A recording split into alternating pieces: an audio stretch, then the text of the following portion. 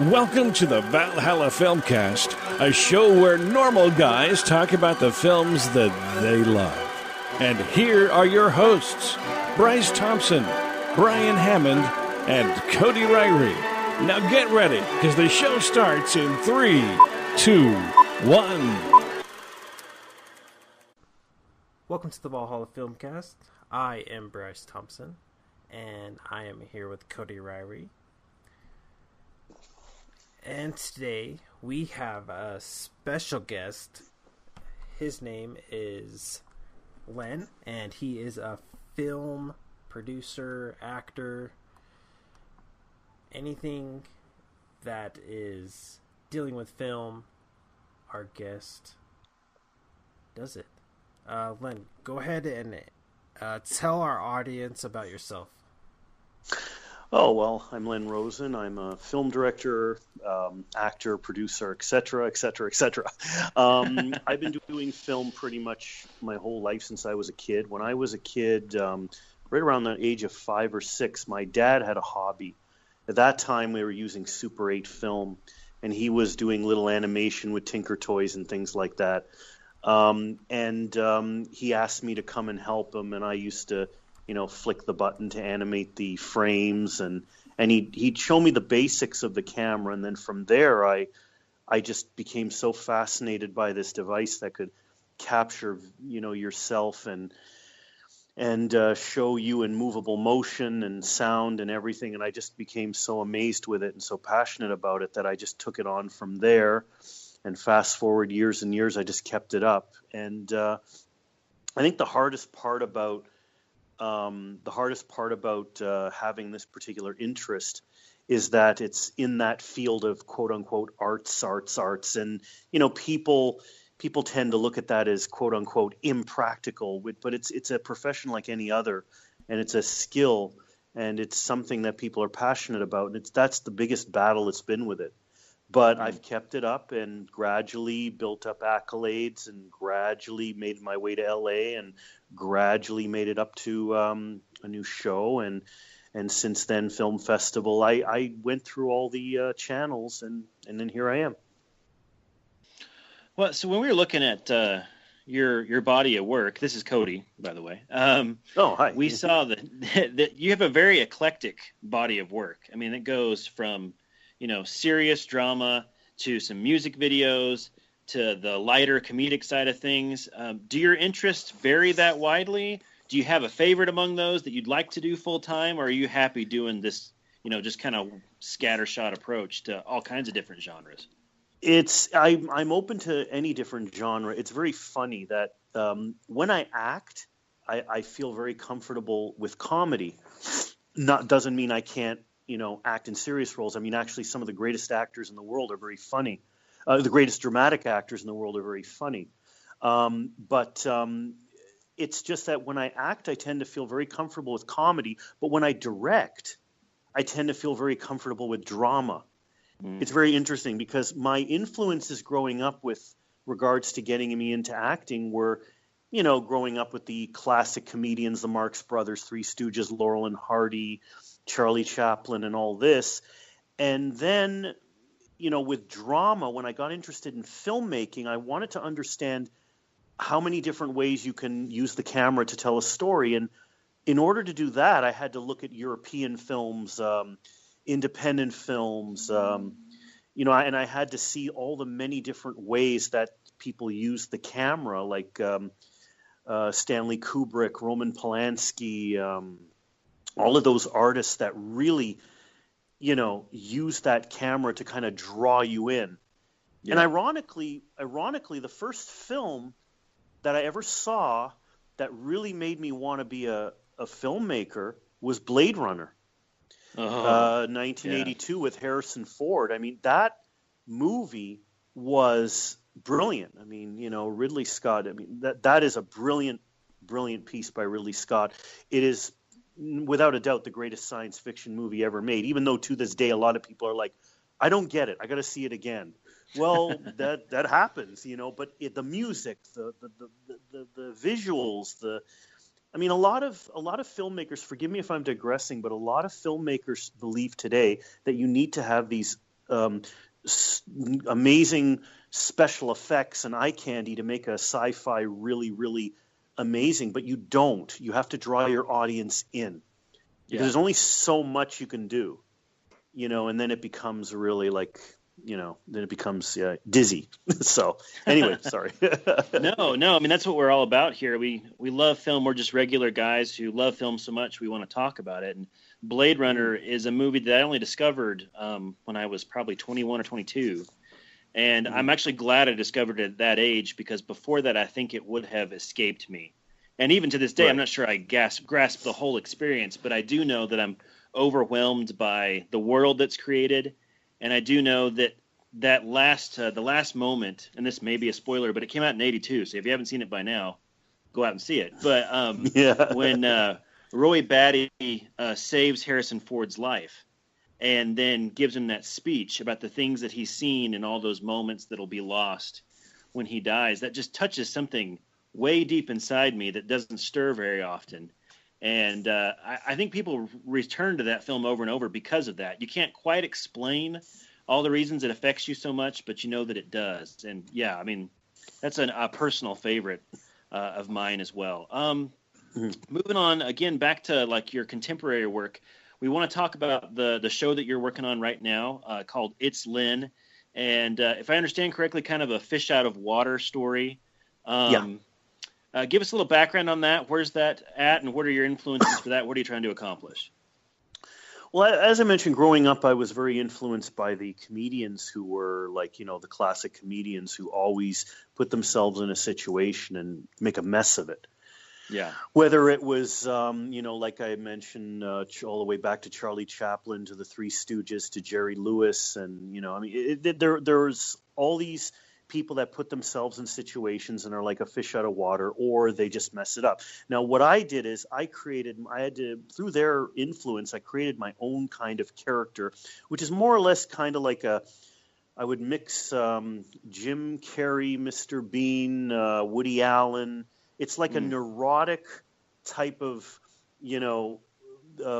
fool, but somebody who believes they know what's going on, but really, their neuroticism kind of just makes them detour from what they're supposed to, the track they're supposed to be on. So I had this character that I developed for many years throughout my little comedy videos I did when I got my first video camera, playing around with that. And I did little comedy sketches with this character. And then eventually I did this little short film about this character chasing a fly, trying to get it out of its bedroom. And that got the attention of quite a few people, that I had some comedic talent, the way they describe it. So I just took that character and I go, well, I want to put this into a show.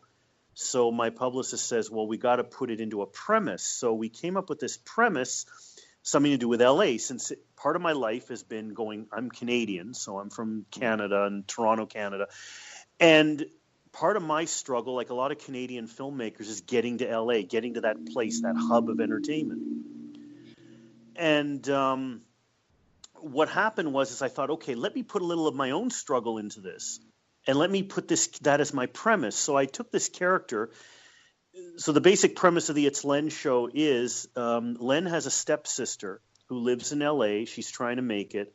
She's she's struggling and she can't get by, and she's worried that her parents are telling her to come back home, but she really wants to be a successful actress, but she can't pay her rent. So she has been in touch with Len, who's her stepbrother. Len lives in the Canadian Arctic.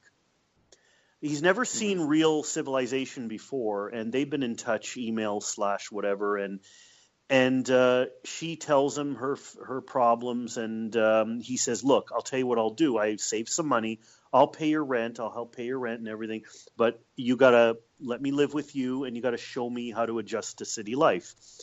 And Len in the Canadian Arctic makes these little snow films, documentaries, and he's trying to sell one of them. So this is the premise that opens up. Here's this guy from the Canadian Arctic coming all the way to LA. He's never been to the city. And then that's where the whole premise starts, where him trying to adjust not only to temperature, but to the whole environment. Actually one of the first scenes in the pilot that we had prepared was, I don't want to give away too much of a spoiler, was Len adjusting to the temperature. And, it's absolutely, it's absolutely hilarious because he doesn't come prepared. So that's all I'm going to say about that. Well, I'll keep tight-lipped about it as well. But in some of the research we were doing, we actually got to see that scene from the pilot, and I tell you, that rang so true for us. We live up in northern Idaho, and we've had negative 25, negative 30, and actually a couple of us from the podcast took a trip to Los Angeles just because we'd never been. And yes, we had similar reactions, and that was funny, and it rang true. Oh my goodness, that was So we get where you're coming from there. So we're excited to see more of the show, and we wanted to kind of, like I said, get back to your influences. That's what we love to talk about here. I definitely picked up on some Mr. Bean and the stuff that we saw. Mr. Mm-hmm. Bean's a personal favorite of mine. I love that ability to kind of act without saying a lot. And I noticed that you do that a lot too. When you're performing, there's a lot of emphasis on the physical. And I was curious, is that something that you have to develop? Do you do a lot of watching yourself so that you know how your body and your face are being used? How do you train yourself to do that kind of acting? The first thing you have to do is you have to get used to yourself, because a lot of people can't stand seeing themselves on camera. They can't stand hearing their voice, and that's where it starts. I mean, when I was a little kid, my very close friends of the family used to babysit me, and she was about my babysitter. She was about 17 at the time, and she used to talk with her friends on the phone. And she's thinking, okay, let's see, what do you want to do? Do you want to play ball? Do you want to? And I said, no. What's that? And I looked, and there's a tape recorder. So she says, well, you can play with that. Here's a blank tape. And she gave me that, and she was amazed at how behaved I was. I just sat in my room, and I just played with that. And I listened to my voice being played back, and I was fascinated by that. And I used to make little sounds, and I'm like, oh, I can make a little radio play out of this. So then when I got home, I finally managed to get my dad to buy me a little tape recorder, and I used to do these little radio plays like they did back in the day with the sound effect. We're walking through the snow, crumple, crumple, and all this type of thing, and crumple the paper, step, and all that. And then from there, I got into, when I discovered my dad's film camera, I tried to do my films, but Super 8 in that time, even then it was expensive. It was like $20 for like 3-minute reel. So I'm like, then I discovered video, which is like, wow, I can make up to like 8 hours on a VHS T160 tape, and I can record over it. And this is just heaven, So I finally saved up my pennies, worked my summers, and got a video camera. But to answer your question, it had to take a progression. I got used to my voice. Then I got used to myself on camera. But with Super 8, you only have 3 minutes. So once I got video, I could have endless hours of watching myself, perfecting my face expressions, looking at myself do many different things, put myself in sketches. The video camera allowed me that flexibility I needed to really study myself. Because I must have recorded on every possible medium, like reel-to-reel tape and anything I could tape my voice on. I just grabbed it. I mean, I even used to. I was sorry if I digress, but I used to drive in my car, and I used to have one of those when they first came out. These little digital thumbnail recorders. They still have them now, but I had one of the first models when it came out.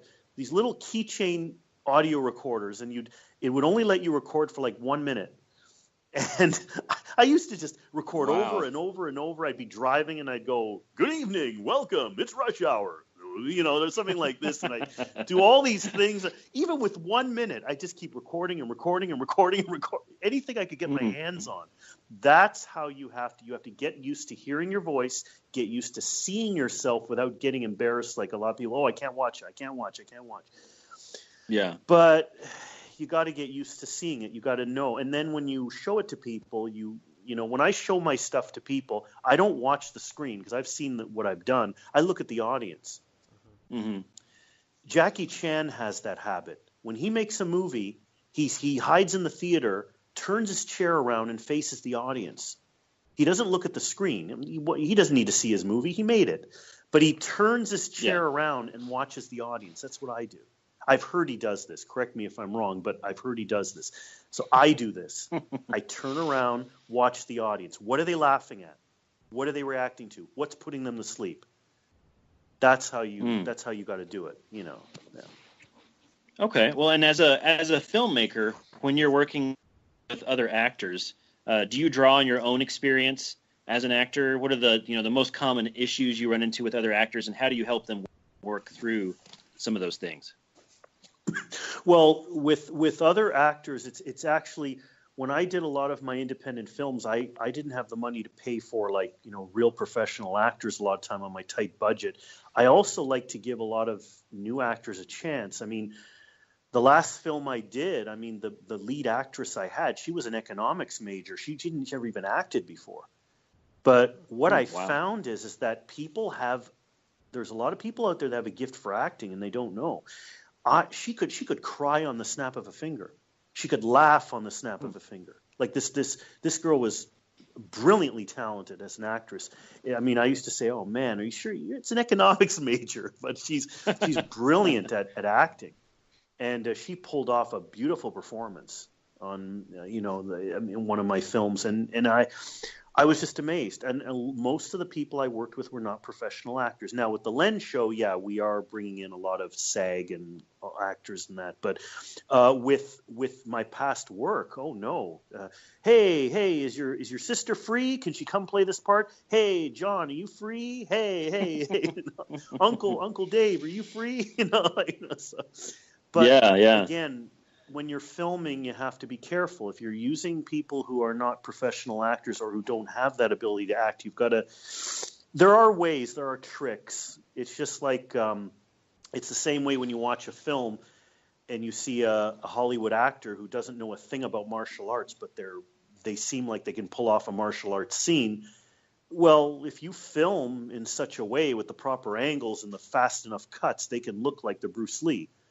It's just you got to be very creative with the camera, because when you're on a tight budget, I've been on very tight budgets, and you just got to make do with what you have.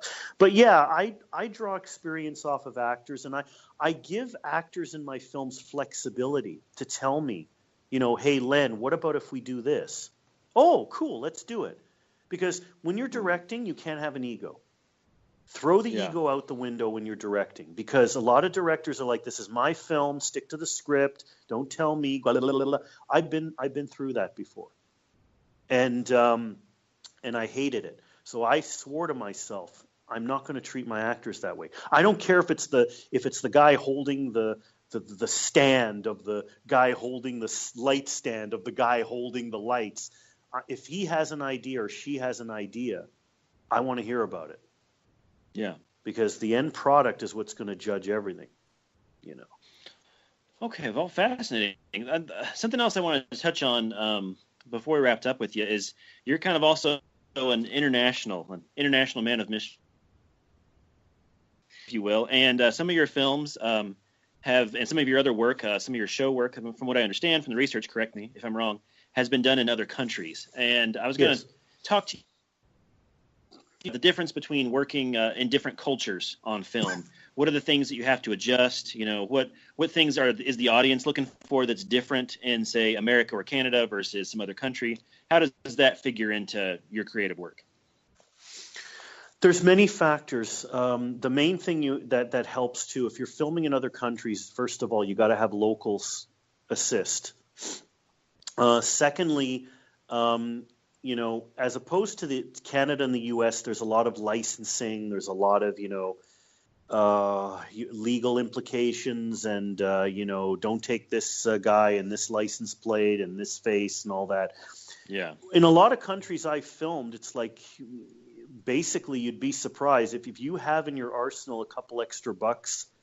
You can actually, if you say to people, look, I want to use your store. Can I offer you this? And it's a simple money exchange, and then they'll offer you their place to film. But you still got to be respectful, because a lot of filmmakers will go to other countries and just start filming thinking, well, I can do what I want here. That's disrespectful. You have to have a local with you who can tell you the way of the land and everything. And I've had locals tell me, okay, give this guy some money. Okay, what's fair? Give him $50. Okay, that's more than enough? Yeah, okay. I gave him $50, more than happy, and because you got to know the amount to give them too. You can't just offer somebody something. You got to know. Yeah. You got and more important than the money is you got to know what's right. You can't run off to, let's say, a country and start filming when people don't want to be filmed, or you can't film there, or there's cultural reasons or religious reasons. So you have to do your homework before you go anywhere, and the best way is not looking up on Wikipedia or Google or whatever. You've got to talk to a local. It's the same theory. When I take a vacation, I make sure that the place I want to go, I hook up with a local. They're the ones that can give you the real tour.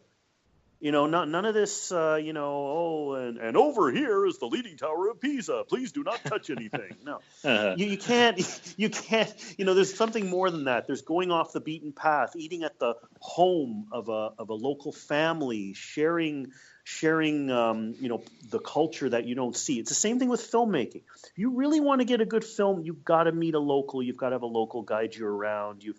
And with my films, luckily, I've never had any bad experiences filming overseas. The film that Falling Leaves Golden Sky, that one won Best Screenplay at Monaco. That film I did in China. That film, from the day one, I was very respectful for, the people and the place setting. And there's even a disclaimer I put on the beginning of the film, like, the hardships of this particular character do not reflect those of the entire society, all these things have to be taken into account. And luckily, all those films I filmed around places, everything went smoothly because I did my homework. So, yeah. Okay, fascinating. Well, we're going to end, we always end with one question in particular, and because you have done a lot of your own work, we'll add a second question, if that's okay. Two things, twofold question. First, your favorite piece of work that you have ever made. The one thing that you look at and you think, yeah, I achieved what I was going for with that. And two, your desert island movie, the one that the thought of never seeing it again fills you with dread. It's got to be that one film that you can't live without. So yeah, twofold question: your favorite piece of work of your own, and your favorite film made by somebody else. Oh, made by somebody else. Yeah. The first one is mine. The second one's somebody else. First one's yours. Okay. Second one's somebody else's. Yeah. Okay. The first one's mine. That would have to be Gravity 180. That film was a musical documentary. Won an honorary film award in Monaco, and that film. I'm not saying I don't love my others. It's very hard to choose, but the Gravity 180 is basically, that was the start of everything, and the embracing of me into LA, and the embracing of a wonderful family who I call family, the Gravity 180 music group themselves. Please check them out, gravity180.net. Okay. They are fantastic group of people. And Clyde E. Jackson, Harold Payne, Oliver C. Brown, Eddie Brown, Nils.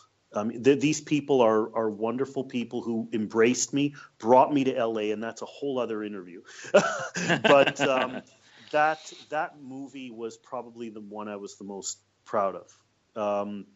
I was proud of all of them, but they're so different. It's very hard to choose. But that one is my entryway, my validity, or I think that's the word you'd call it, my validation of saying I can film.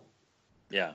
I can do this. I can direct. It's my validation, because that film is even up for distribution deal. I mean, it's gotten so much attention. So I'm that one. And as far as other people's work, probably Blade Runner's probably up there. It's a toss-up, actually. It's a toss-up between Blade Runner and, believe it or not, some people might giggle, but I'm going to say it, Enter the Dragon with Bruce Lee. Because Enter the Dragon, from a filmmaker's perspective and from a monumental, legendary's perspective of the character, that film has been such a big part of my life. And I'm not, and you know, a lot of filmmakers might say, "Oh, he's a kung fu guy." No, no, no. Watch that film. It's beauty. It's got beauty to it, in the movements, in the way it was done. It's not a jokey 70s kung fu movie. This is a legendary movie, and it's a classic. That movie and probably Blade Runner, for two reasons, that they're the movies that stick in my head and never leave, and probably the two I'd need to have with me on a deserted island. So, yeah. Okay, great. Thank you so much. We really appreciate it. Not a problem. Thank you. Before we go, where can we find your work? The website, www.itslen.com. That's its with no apostrophe, itslen.com. And you can also follow the Twitter at It's Len Show. Again, no apostrophe. And yeah, the videos are around through YouTube and such, all on the itslen.com. That's the best place to go. That's the website. It's got all information about the company, past work I've done, the new show. That's the place to go and follow the Twitter account. Great. Thank you so much for coming on, and it's been a pleasure, and we hope to see more of your work. And this has been the Valhalla Filmcast. I am Bryce Thompson. I'm Cody Rary. And we'll talk Thank to you so next much. Thank you.